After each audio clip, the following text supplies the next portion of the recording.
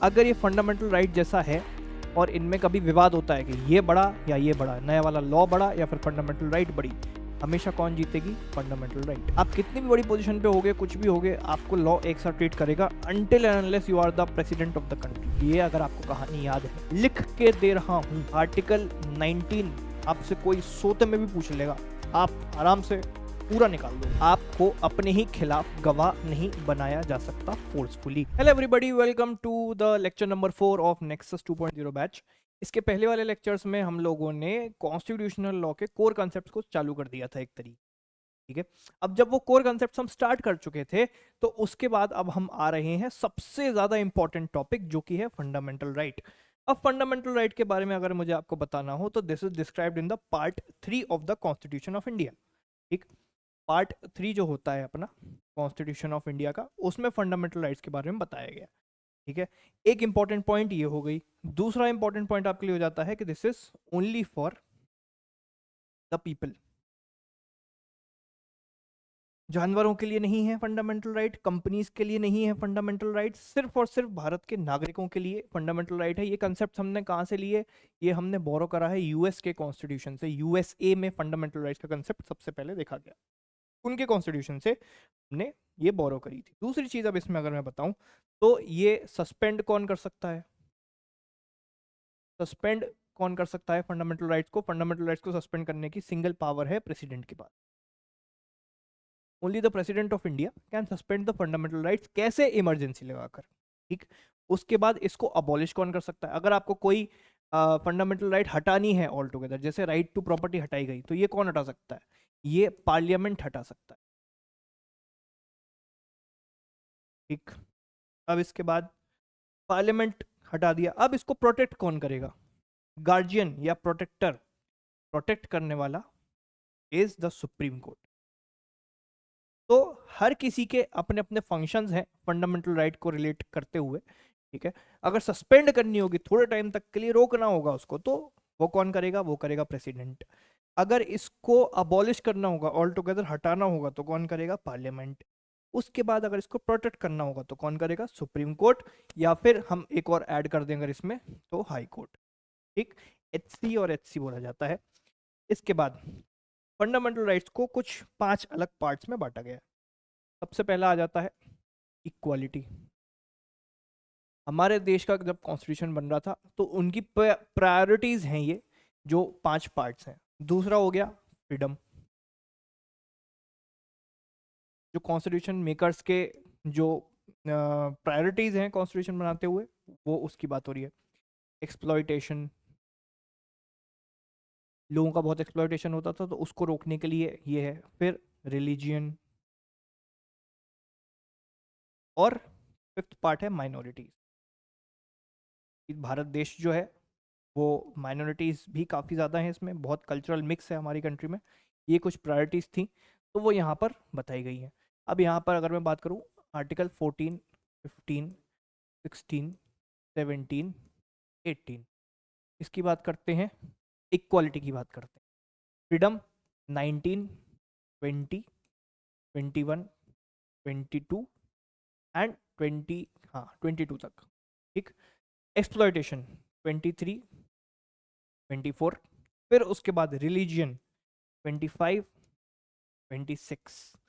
ठीक, इसके बाद 2 और आर्टिकल्स हैं, 27, 28, 29 और 30 किसकी बात कर रहे हैं? मेजरली माइनॉरिटीज की। तो ये कुछ ऐसे जो प्रायोरिटीज थे इंडिया में कॉन्स्टिट्यूशनल मेकर्स के, उनके ये थे। इसी के आसपास हमारे सारे फंडामेंटल राइट्स के लेक्चर्स रिवॉल्व करेंगे। आज हम कवर करने वाले हैं 12 to 21। आर्टिकल 12 क्या बोलता है कि कहना क्या चाहते हो एग्जैक्टली स्टेट की डेफिनेशन क्या है? आप अगर बार बार बार बार बार बार बार बार स्टेट स्टेट स्टेट करे जा रहे हो, तो एग्जैक्टली स्टेट का मतलब क्या होता है, ये इसमें पूरा बताया गया है। तो स्टेट का मतलब सेंट्रल गवर्नमेंट, स्टेट गवर्नमेंट, फिर उसके बाद local governments, plus other authorities जो भी पब्लिक सर्विस में कहीं भी थोड़ा बहुत रिलेट करती है, उस सब को बोला जाएगा अदर अथॉरिटीज। अब चलते हैं आर्टिकल 13 पे। आर्टिकल 13 सिंपली ये बोलता है any law in derogation with the fundamental rights shall be deemed to be void. अगर कभी किसी एक लॉ की स्टैट्यूट की टक्कर होती है और वो फंडामेंटल राइट से होती है, मान लो ये फंडामेंटल राइट है, ठीक है, मान लो चलो ये लॉ है, ठीक, ये लॉ है और हमने बचपन में स्टोन पेपर सीजर तो खेला ही है, ये लॉ है और ये है फंडामेंटल राइट जो कि अच्छा खासा मोटा फिस्ट है और इसको मारेंगे तो टूटेगा। अब अगर मैं कोलिजन करवाता हूँ, अगर यहाँ पर एक फिल्टर समझ लो, अगर ये फंडामेंटल राइट जैसा है और इनमें कभी विवाद होता है कि ये बड़ा या ये बड़ा, नया वाला लॉ बड़ा या फिर फंडामेंटल राइट बड़ी, हमेशा कौन जीतेगी? फंडामेंटल राइट, ठीक है, क्योंकि इसको सबसे ज्यादा सुप्रीम बनाया गया है। क्या मतलब कि कभी भी अगर फंडामेंटल राइट के खिलाफ कोई लॉ जा रहा है, कि आज कल को मान लो कल ऐसा एक लॉ पास हो गया जिसमें हर किसी को सिर्फ क्या पहन के जाना है? जीन्स और फुल शर्ट, ऑफिस, कंप्लीट यही लॉ है। स्कूल जा रहे हो ये पहनोगे, कॉलेज जा रहे हो ये पहनोगे, कुछ भी कहीं भी जा रहे हो आपको सिर्फ जीन्स और फुल शर्ट पहन के जाना है। क्या ये आपकी राइट टू फ्रीडम को वॉयलेट कर रहा है? यस। इसीलिए इसको आप हमेशा चैलेंज कर सकते हो और कोई भी ऐसा लॉ जो आपकी फंडामेंटल राइट आपसे छीन रहा हो वो हमेशा क्या होगा? वॉइड। अब कंसेप्ट आता है इक्वालिटी बिफोर लॉ और इक्वल प्रोटेक्शन ऑफ लॉज। ठीक, ये कंसेप्ट हमने कहां से लिया? जैसे इक्वालिटी बिफोर लॉ, ये कंसेप्ट हमने लिया यूनाइटेड किंगडम से, और इक्वल प्रोटेक्शन ऑफ लॉज ये दूसरा कंसेप्ट है, ये हमने कहां से लिया? ये कंसेप्ट भी हमने अलग एक कंट्री से लिया। ठीक, उसके बाद इक्वालिटी बिफोर लॉ का सिंपल मीनिंग क्या है? कोई भी हो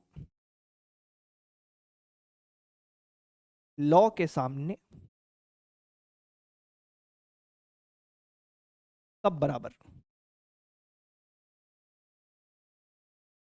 आप कितनी भी बड़ी पोजीशन पे होगे, कुछ भी होगे, आपको लॉ एक साथ ट्रीट करेगा until and unless you are the president of the country. ठीक, ये अब ये टर्म जो इक्वालिटी बिफोर लॉ है ये किसने कॉइन करा था? A.V. डाइसी नाम के आदमी। ठीक है, ये हो गया। अब इसके बाद अगला पॉइंट जो है वो है इक्वल प्रोटेक्शन ऑफ लॉज। वो क्या बोलता है कि आप क्लासिफिकेशंस कर सकते हो, समाज में अलग अलग क्लासेस बना सकते हो, डिफरेंशिएशन कर सकते हो जेंडर बेसिस पे। मतलब कि कुछ मामलों में आपको फीमेल को प्रेफरेंस देनी पड़ेगी क्योंकि वो लॉज उनको काफी ज्यादा प्रताड़ित कर रहे थे इससे पहले वाले, तो इसलिए यहाँ पर फीमेल्स को एक अलग पेडिस्टल पे रखना पड़ेगा। ये डिफरेंशियल क्लासिफिकेशन जो कि एक पॉजिटिव डिस्क्रिमिनेशन होगा वो यहाँ पर बताया गया है आर्टिकल 14 में। ठीक, अगला आर्टिकल है आर्टिकल 15 जो कि आपको आपकी स्क्रीन पर दिख ही रहा होगा। ठीक है, इसमें सिंपली ये बोला गया है कि स्टेट डिस्क्रिमिनेट नहीं कर सकता किस बेसिस पे? रिलीजन, रेस, कास्ट, सेक्स और प्लेस ऑफ बर्थ। ठीक है, यहाँ पर वही सारी चीजें बोली गई हैं, religion, race, caste, sex and place of birth. ठीक, वही चीज। अगला आर्टिकल है आर्टिकल 16। आर्टिकल 16 ये बोलता है पॉजिटिव डिस्क्रिमिनेशन की यहाँ सबसे पहले बात हुई कि इन मैटर्स रिलेटिंग टू एम्प्लॉयमेंट, अगर आपको कोई एम्प्लॉयमेंट दे रहा है या आपका कहीं अपॉइंटमेंट हो रहा है, इस मामले में आपके साथ कोई भी पब्लिक अथॉरिटी डिस्क्रिमिनेट नहीं कर सकती। ठीक है, एक हो गया ये पॉइंट। अगला पॉइंट है आर्टिकल 17। देश में छूत अछूत का काफी ज्यादा मैटर था, तो आर्टिकल 17 जो है वो अबॉलिश करता है किसको? अनटचेबिलिटी को। अनटचेबिलिटी एक प्रैक्टिस है जिसका किसी भी तरीके से any form is forbidden and दस the enforcement of any disability arousing of untouchability shall be an offense punishable in accordance to law। देश में बहुत ज़्यादा छुआछूत की समस्या थी एंड इसी को अबॉलिश करने के लिए ये लॉ आर्टिकल इंसर्ट किया गया किसमें? कॉन्स्टिट्यूशनल लॉ में, आर्टिकल 17। ठीक है, अब अगला आर्टिकल 18 अबॉलिशन ऑफ टाइटल्स। पहले महाराज रजवाड़े बहुत होते थे, ठीक है, no title except military and academic distinction. State किसी को कोई टाइटल नहीं देगा। ठीक है, तो देश का कोई फादर ऑफ नेशन नहीं है टेक्निकली, वो टाइटल स्टेट ने नहीं दिया, गवर्नमेंट ने नहीं दिया। उसके बाद no citizen shall accept any title from any foreign state. Foreign state से भी कोई टाइटल आप नहीं लोगे और लोगे तो आपकी सरकार को पता होना चाहिए, ठीक। उसके बाद मिलिट्री टाइटल क्या होते हैं, लेफ्टिनेंट कर्नल, कैप्टन, ये वो सारा आप यूज कर सकते हो। Point number 1 exception. दूसरा academic title, doctor, lawyer, advocate, ऐसा आप यूज कर सकते हो क्योंकि ये आपकी एकेडमिक्स बताता है, ठीक है। डॉक्टर एज एन पीएचडी आपने कर ली, मतलब आपने इतनी पढ़ाई करी है, तो ये आप यूज कर सकते हो इंडिया में। आर्टिकल 18 ये बोलता है। आर्टिकल 19 की अगर मैं बात करूं तो ये है फ्रीडम। फ्रीडम देने वाला इकलौता सबसे पहला आर्टिकल वो है आर्टिकल 19। इससे पहले अगर मैं एक माइंड मैप बनवाना चाहूँ तो माइंड मैप में हम क्या बात करेंगे, हम 12 से लेकर 18 तक को एक बार रिवाइज करें। 12, 13, 14, 15, 16, 17 एंड 18। ईजिली अगर मैं अभी याद करना चाहूँ तो आर्टिकल 15 मैंने मूवी देखी थी, उसके ऊपर डिस्क्रिमिनेशन की बात करी थी, तो डिस्क्रिमिनेशन तो मुझे याद ही है, एक पॉइंट मैंने फिल कर दिया। उसके बाद सबसे ज़्यादा इजीली याद रखने वाला क्या है, टाइटल्स 18। उसके बाद इजी क्या है, अनटचेबिलिटी। ये छोटे छोटे आर्टिकल्स थे,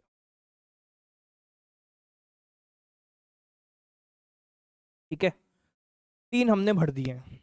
इसके बाद positive discrimination in the matters of employment, employment and opportunity, ये हो गया। इसके बाद 14, 12, 13, 14 ये था डेफिनेशन बताओ किसकी, स्टेट की, तो 12 भी हमने भर दिया। अब यहाँ पर 13 फंस रहा है और 14 फंस रहा है, जिसमें हमें शायद थोड़ा दिक्कत होना चाहिए। तो ये any law in derogation with fundamental right shall be deemed to be void. तो फंडामेंटल राइट सुपीरियर होती हैं किसी भी लॉ से, वो बोलता है आर्टिकल 13। 14 क्या बोल रहा था, equality before law and equal protection of laws, UK का कंसेप्ट, ठीक। ये हमने भर दिया, पूरा रिवाइज कर दिया। 12 में क्या बोल रहा है, डेफिनेशन बताओ स्टेट की। 13 में क्या बोल रहा है, कोई भी लॉ अगर फंडामेंटल राइट से टकराता है, अगर उसको वो वायलेट करेगा तो वो वाइड होगा। उसके बाद 14 क्या बोल रहा है, equality before law and equal protection of laws. 15 क्या बोलता है, स्टेट किसी भी बेसिस पर डिस्क्रिमिनेशन नहीं करेगी।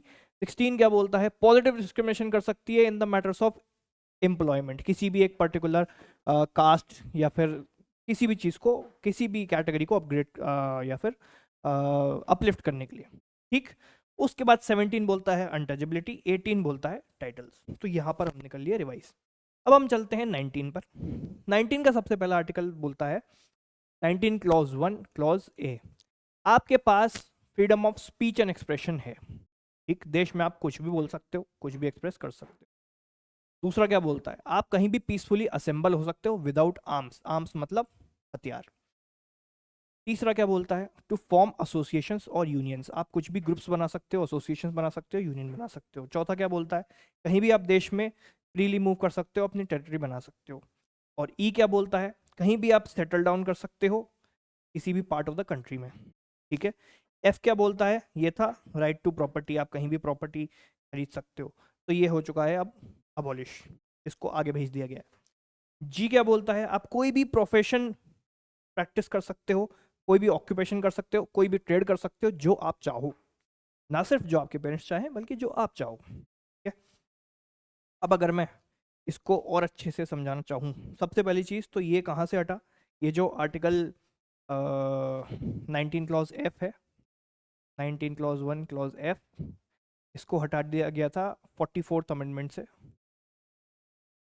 और राइट टू प्रॉपर्टी कर दिया गया अबॉलिश। अब ये कहाँ है, आर्टिकल 300A में, ठीक है। तो एक पॉइंट तो ये हो गया, ठीक। अब इसके बाद चलते हैं आगे। एक कहानी है जो कि आपको बस याद रखनी है, जिससे आपको पूरा आर्टिकल 19 मुंह जबान याद हो जाएगा, ठीक है। एक आदमी था जिसका नाम था ढोलू। ढोलू था एक कॉर्पोरेट एम्प्लॉय, जैसा तमाशा में रणबीर कपूर था, ऐसा ढोलू था एक कॉर्पोरेट एम्प्लॉय। ढोलू की बोलने की स्किल्स बहुत अच्छी थी और वो एक्सप्रेस बहुत अच्छे से करता, स्पीच एंड एक्सप्रेशन।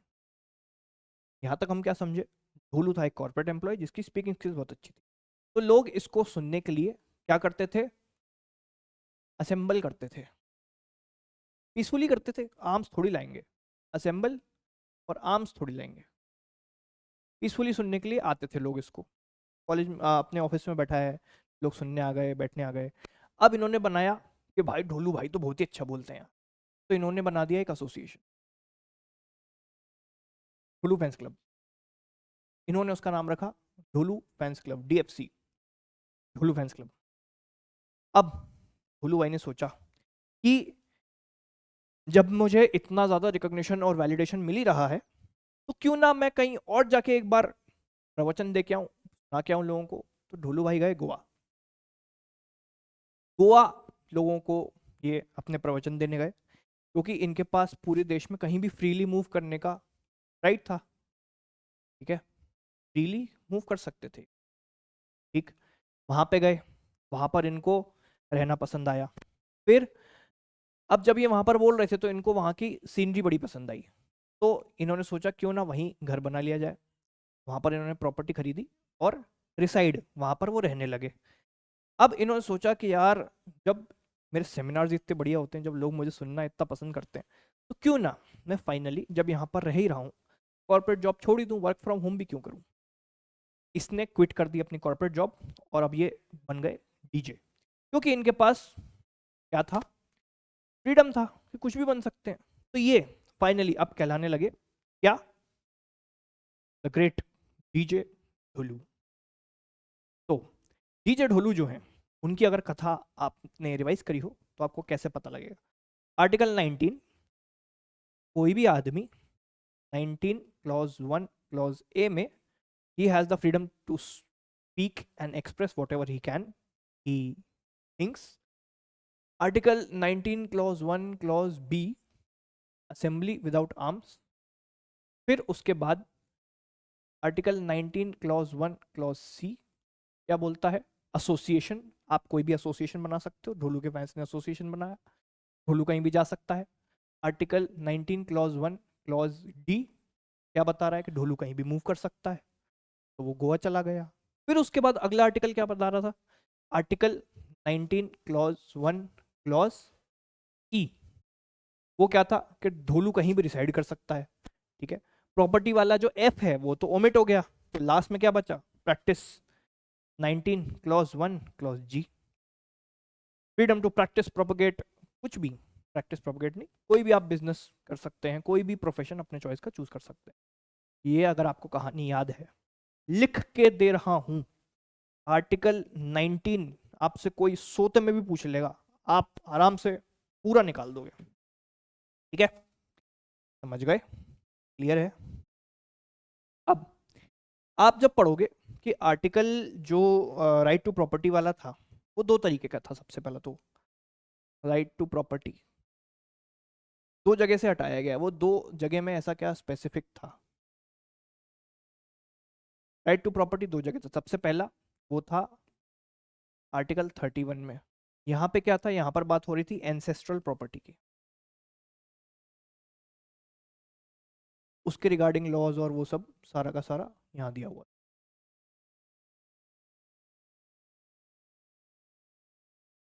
दूसरी जगह क्या थी, आर्टिकल 19 क्लॉज 1 क्लॉज F, यहाँ पर क्या था, आपकी खुद की ओन्ड प्रॉपर्टी जो आपने नहीं खरीदी हो, नई मतलब नहीं मन नहीं नहीं नहीं की बात नहीं हो रही, नई की बात है, न्यू। ये जो चीजें थी इनको उठाकर बाद में डाल दिया गया आर्टिकल 300A में, बहुत पीछे, फर्स्ट बेंच से उठा के बैक बेंच पे भेज दिया गया बच्चों को। आगे चलते हैं। अब जो आपके फ्रीडम है, these freedoms are limited by 5 principles, 5 basic common sense वाले रिस्ट्रिक्शंस। आप अगर कुछ भी बोल रहे हो जिससे देश की सोवरेनिटी और इंटीग्रिटी पे असर पड़ेगा, आप नहीं बोल सकते। वेरी सिंपल, भारत तेरे टुकड़े होंगे, ये वो नहीं बोल सकते।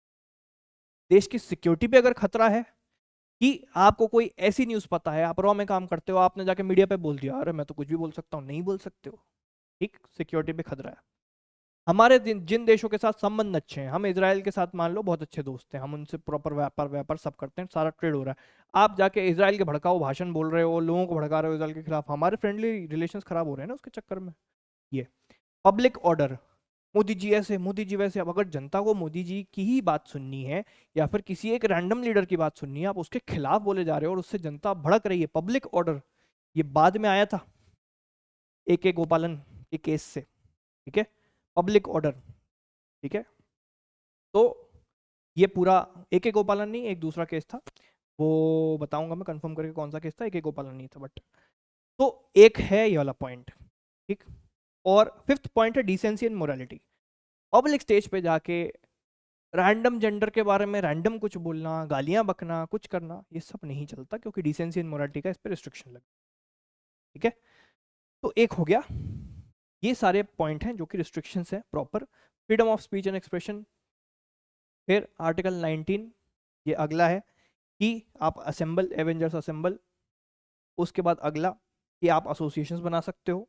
फिर रिवीजन कि आप फ्रीली कहीं भी मूव कर सकते हो पूरे देश में, आप कहीं रिसाइड कर सकते हो, घर बना सकते हो, आप कोई भी प्रोफेशन चूज कर सकते हो। ये है पूरा का पूरा रिवीजन, ठीक, क्लियर। अगला आर्टिकल 20। आर्टिकल 20 को बोला जाता है ex post facto laws. Ex post facto laws मतलब रेट्रोस्पेक्टिव इफेक्ट से कोई भी अगर लॉ लग रहा है किसी भी पुरानी चीज के ऊपर, आपको कहीं कुछ भी आपको कन्विक्ट करा जा रहा है, तो उसके लिए है ये 3 आर्टिकल्स, 20 क्लॉज 1 2 3, ठीक है।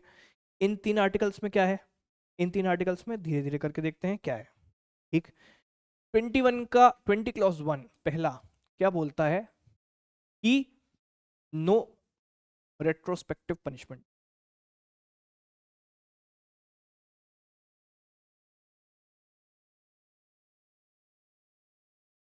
बेसिकली कोई चीज अगर आज की तारीख में इलीगल डिक्लेयर हो गई और वो आप पहले से करते आ रहे थे लेकिन आज नहीं किया आपने, तो उसकी आपको पनिशमेंट नहीं मिल सकती। मान लो अभी मैं तुमको पढ़ा रहा हूँ, कल से ये लॉ बन गया कि जितने भी टीचर्स हैं देश के, पढ़ाना इलीगल है। और मैंने कल नहीं पढ़ाया ऑब्वियसली, मैं तो पहले से पढ़ा रहा था। तो मुझे कोई इतने सालों की सारे कर्म के लिए, पढ़ाने के लिए पनिश नहीं कर सकता, क्योंकि वो पनिशमेंट अब बनी है। अब से पढ़ाऊंगा तो गलती हो सकती है, हाँ, ठीक है। एक हो गया ये लॉ। अगला 20 क्लॉज 2, इसको बोलते हैं डबल जेopardy।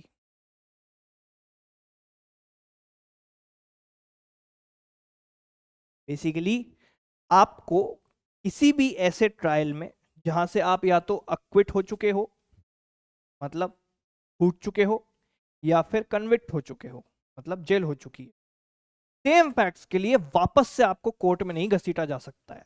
इसमें एक्सेप्शन है डिपार्टमेंटल इंक्वायरी।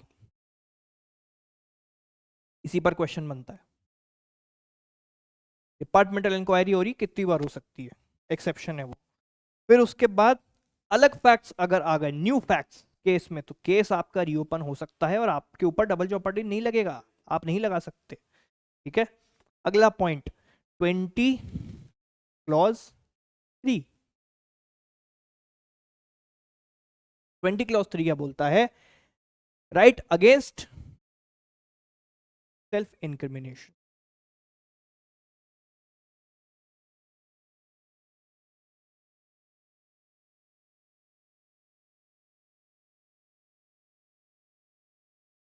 मतलब आपको अपने ही खिलाफ गवाह नहीं बनाया जा सकता फोर्सफुली। आप अपने खिलाफ एविडेंस दो, नहीं बोल तू नहीं चोरी करी है, बोल बोल बोल बोल, ये आपको कोई भी फोर्स नहीं कर सकता है। Very simple and easy, very common sense की बात, ठीक है। सिर्फ अगर कोई आपको इन्वेस्टिगेट कर रहा है या फिर इंक्वायरी चल रही है, तो आप इसमें नहीं लगा सकते कि अरे अरे ऐसे कैसे पूछ सकते हो, लग जाएगा, ये तो नॉर्मल है, ठीक है। इसी के बेसिस पर कन्फेशंस अगर पुलिस कस्टडी में दिए गए हैं, इसमें पुलिस कस्टडी में अगर कन्फेशन दिए गए हैं तो ये इममटेरियल होते हैं, इसको नहीं माना जाता,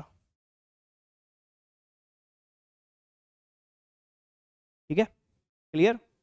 ये था article 20 in a gist. Article 21 क्या कहता है, right to life and personal liberty. All together ये सारे लाइफ का मैटर है, ये सारा पर्सनल लिबर्टी का मैटर है, ठीक। मतलब किसी भी चीज से अगर आपकी मौत हो सकती है और उसको रिमोटली भी घुमा फिरा कर लिंक किया जा सकता है, तो वो सारा मैटर आ जाएगा राइट टू लाइफ में। ओलियम गैस लीक केस, इसमें गैस लीक हो जाएगी, लोग मर जाएंगे, ये हो जाएगा, वो हो जाएगा, हेल्थ खराब हो जाएगी। हेल्थ पे जितने भी इम्पैक्ट आएंगे, इन्वायरमेंट पे जितने भी इम्पैक्ट आएंगे, सुसाइड अगर कोई कर रहा है तो आपको नहीं करने दिया जाएगा, ठीक है।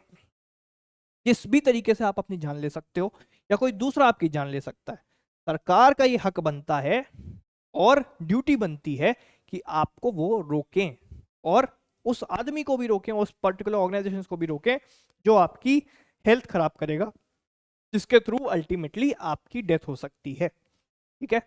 एक चीज हो गई ये क्लियर। इसीलिए कोवैक्सीन और ये चीज गवर्नमेंट ने क्यों लगवाई? उनको क्या पड़ता था, लोग को मरने देते? नहीं, सरकार की ही जिम्मेदारी होती है कि वो जाकर लोगों को सही से सही करवाएं बेसिक। इसलिए वैक्सीन डेवलपमेंट किसने करवाया? कंपनीज बनी, सब पूरा वैक्सीन लगाओ अभियान, पहला डोज, दूसरा डोज, बूस्टर डोज, ये डोज, इनकी जिम्मेदारी है, ये हमको सही करेंगे, ठीक है। पर्सनल लिबर्टी, आप अकेले रहने का आपके पास अधिकार है, बाहर आउटसाइड इंडिया ट्रैवल करने का अधिकार है। ये आया था मेनका गांधी के केस से,